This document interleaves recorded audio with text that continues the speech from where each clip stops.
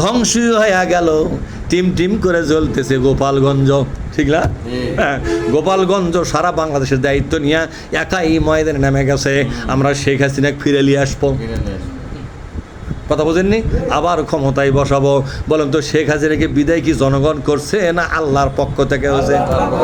এই সাধারণ ছাত্র জনতা মিলেই কি শেখ হাসিনা দাবরায় দিছে নাকি? না না না, দাবরায় দেয় নাই। এরা ছিল যুদ্ধের ময়দানে সৈনিক মাত্র, আসল কমান্ডার ছিলেন স্বয়ং রব্বুল আলামিন। তিনি দাবরায় দিয়েছেন। একটা কথা ভালো করে শোনেন, আল্লাহ যদি কোনো শক্তিকে ম্যাসাকার করে, ওই শক্তিকে মাথা তুলতে দেয় না, এ সিদ্ধান্ত কার? সুতরাং আওয়ামী লীগকে আল্লাহ বিদায় করেছে, গজব দিয়া জুতা নেওয়ারও সময় দেয় নাই। এবং এমনকি বাইতুল মোকাররমের মসজিদের মৌলবি পর্যন্ত পালিয়ে গেছে, ঠিক না ভাই? ঠিক। এমপি পালালো, মন্ত্রী পালালো, মুন্সি পর্যন্ত পালিয়ে গেল। এদের জানাজা করবে যে মৌলবীরা, তারাও হারিয়ে গেছে, ঠিক না ব্যাটিক? জোরে কোন। জানাজা করার জন্য জামাত ইসলামী ছাড়া আর ইসলামী আন্দোলন যে দলগুলো করে তারা ছাড়া এদের জানাজা করার মৌলবি পাবে না। তবে আওয়ামী লীগের জালেম যারা, তাদের জানাজা যদি বেকাজাত করে করাও লাগে, অবশ্যই আমরা জানাজা করার সময় উচিত শিক্ষা দিয়েই ছেড়ে দেবো। তার মানে হলো অজু থাক না থাক জানাজা শুরু করবো। মুখ দোয়া করার পরিবর্তে বলবো, আল্লাহ এই যে সামনে যেটা শুতে আছে ফাটান দাও। ওগুলো বাংলাতে বলবে, খালি মুখ লড়বে আর ভেতরে দোয়া চলবে, কথা ঠিক না ব্যাটিক? দূর থেকে মনে করবে আমরা ঠিক মতোই পড়তেছি, কি পড়তেছি তুই জানিস না খবর, কথা ঠিক না? তোক জাহান্নামে দেওয়ার জন্য সব কথাই আমরা বলবো। আল্লাহ এই জালেমের জন্য আমরা কোরআনের বৈঠক করতে পারি নাই, আজকে বেকাদাত পরে জানাজা যাচ্ছি, দোয়া করতেছি, মরার জন্যই দোয়া করতেছি, লাশের জন্যই। দয়া করে লাশটাকে তুমি জাহান্নামে দিও।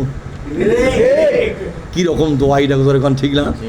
শালা জালেমেরা একবার খালি জানাজাতে লিয়া যায়, দেখ কি দোয়া করা লাগে, কথা ঠিক না? কেন জালেমদের জন্য কিসের দোয়া? জালেমের জন্য বদ্ধ করা লাগবে, এরা ধ্বংস। এরপর আল্লাহ পাক কি বলছেন শোনেন, ওয়ামাল্লাহু ইউরিদু যুলমান লিল ইবাদ। আল্লাহ কোনো বান্দার জন্য জুলুম করেন না, জালেম হয় না, জুলুমও করেন না। আল্লাহ কিন্তু জালেম নয়, এই জন্য কারো জুলুম পছন্দ আল্লাহ করে না। আল্লাহ নিজে জালেম নয়, কোনো জালেমকে সহ্যও করতে পারে না। আজ বাংলার জমিনে নতুন আর একটা জালেম তৈরি হয়ে গেছে, কথা ঠিক না? এরা ক্ষমতার যাওয়ার আগে মানুষকে মারিয়া ধর্ষণ করে, চাঁদাবাজি করে গোটা দেশটাকে একেবারে আগুন জ্বালা দিয়েছে, কথা ঠিক না ব্যাঠি? চাঁদা না দিলে ধর্ষণ, পক্ষে থাকলে বন্ধু আর বিপক্ষে গেলে জঙ্গি, পক্ষে থাকলে সঙ্গী, বিপক্ষে গেলে কি জঙ্গি। যতদিন আমরা পক্ষে ছিলাম ততদিন আমরা বন্ধু ছিলাম, যখন আমরা বিপক্ষে গেলাম তখন রাজাকার হয়ে গেলাম। কি আজব দেশ রে বাবা, কথা ঠিক না ব্যাঠি? যতদিন সাথে ছিলাম আমাদের সাথে ভালো লোক আর নাই, যেই না সাথ ছেড়ে চলে যাচ্ছি তখন বলতেছি এদের সাথে খারাপ লোক আর নাই। তার মানে হলো স্বার্থপর কারা আজকে প্রমাণ হচ্ছে কিনা, জোরে কোন, কথা বলে পারে? স্বার্থপর কারা প্রমাণ হচ্ছে না ভাইরা আমার? এই দলটা ক্ষমতাতে এখনো যায়নি, থানা শাসন করতেছে, হাট শাসন করতেছে, ঘাট শাসন করতেছে, টেম্পু স্ট্যান্ড, রিক্সা স্ট্যান্ড, বাস টার্মিনাল থেকে শুরু করে অফিস আদালত সব জায়গায় শাসন শুরু করে দিয়েছে। সে শাসন মানে কি শাসন? টাকা দিয়ে চেয়ারে থাক, টাকা দিয়ে গাড়ি চালা, ঠিক না ব্যাটিক?